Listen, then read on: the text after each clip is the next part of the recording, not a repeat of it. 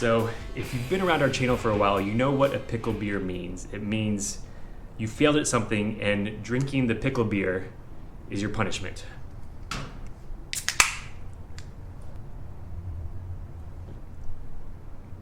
Oh, it's so terrible.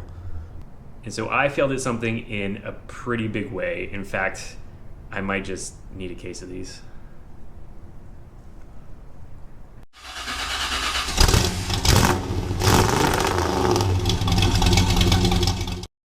So this is my outdoor kitchen that I built a little over a year and a half ago, and as you can see, there's some pretty big things that have gone wrong with it.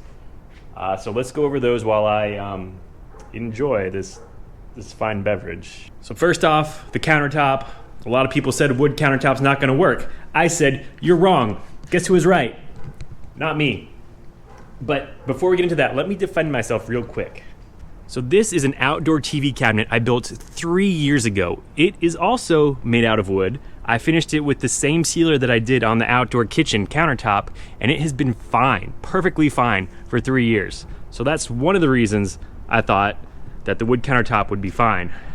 Also, the guys at the lumber yard, they asked what I was using this material for. So this is beech panel. It's basically a big sheet of plywood. Like, this stuff is really heavy. It's all glue almost. But they asked what I was using it for. I said an outdoor kitchen countertop, and they said, oh, that'll work great. Wrong. So originally I finished this with indoor water-based polyurethane, which was the wrong thing to do. And I found out pretty quickly that that was not gonna work, even though that's what I used on the outdoor TV cabinet over there.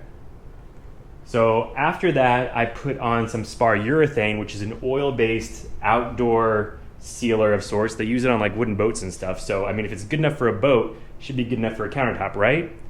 Wrong. And so I think one of the reasons this has failed is there's too many like dips and divots and too many things to seal in here, and it doesn't penetrate, it doesn't seal as well as if it was solid wood. So I did think about resealing the countertop in an epoxy, and as a test, I used this little table right here. So this is pallet wood in a steel frame, and I used a UV resistant tabletop epoxy, and it looked like super wet and glossy for about the first 6 months, and then over time it's kind of weathered into this like basketball like texture.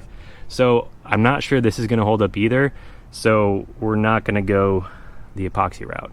So this is the trash can lid right here, and you can see it started to warp that way. I guess, you know, like water got in here, it expanded, and now we've got like this, you know, this nice curve here. Also right here, we had this big crack right there, and I guess water got in there, it expanded, and now this is all pushing itself up here, right here. This piece on the end though, this is obviously the worst. So this part is not covered by the porch, which is probably why it's the worst.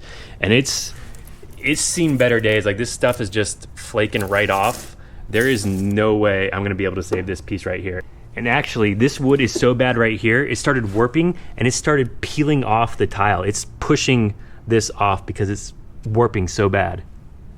The countertop over here, even though it doesn't really look warped, I guess it warped and it broke the tile here too. The one on the doors is birch plywood, and this actually really isn't that bad. I think if I sand these down, the drawers over there too, and maybe use a better sealer like the spar urethane on them, they might be okay. This is still just the water-based polyurethane. I think it's just kind of worn right off. So I think we're gonna salvage these. So another problem is, I think I made a home for mice in here. There's a number of droppings in there. I don't know if you can see them, but I left the part over there open so the grill could vent, but that was a mistake because now I think things are living in here. One good thing though, the trash can that I put right here, admittedly was an afterthought. I wasn't planning on putting it here. We had no room, and that's where it had to go. It hasn't melted. A lot of people thought having the trash can right next to the grill, it would melt, but I'm happy to report we have not caught our trash on fire. There was one fire, but that wasn't really my fault. Another thing that's been working well is the fridge. It's supposed to be like an indoor fridge, I guess, but it's covered enough by all of this that it doesn't really get exposed to the elements other than, I guess, the heat and the cool, and it's been doing just fine. So what are we gonna do to fix all this? First step is we're gonna replace the countertop with something that can stand up to the outdoor weather a little bit better. I think we're gonna go with a concrete countertop. And while we're redoing the countertop, we're gonna take that opportunity to rework some of the stuff over here. So this Dr. Pepper box is an outdoor cooler sort of thing. Thing is, we haven't used it in the year and a half it's been here. It's redundant of the fridge. We don't need it, so that's gonna go. We're gonna raise the countertop here up so it matches the rest of the countertop height, and that will give us some more space. So we're gonna take the trash can from right next to the grill, relocate it over here so it's farther away, doesn't melt, probably do a trash drawer sort of thing that pulls out. And now that we're gonna have more countertop space, we have a gas-powered pizza oven that's gonna go up here. So that should solve the problem of the countertop not weathering very well, the trash potential meltification, and the wood warping and trying to push off the tile there. So if you haven't already, hit subscribe to stay tuned for take 2 of this outdoor kitchen where we will fix it, make it better than it was before. Don't forget about those thumbs down buttons for this big fail right here, and we'll see you next time. There's some people who like pickle beer. The thing is, those people are wrong. There were some people on the build video giving me flack about how small my TV was over the outdoor kitchen. Well, here's my big TV, folks. And if anybody tells you 65 inches is too small, you've got the wrong girl.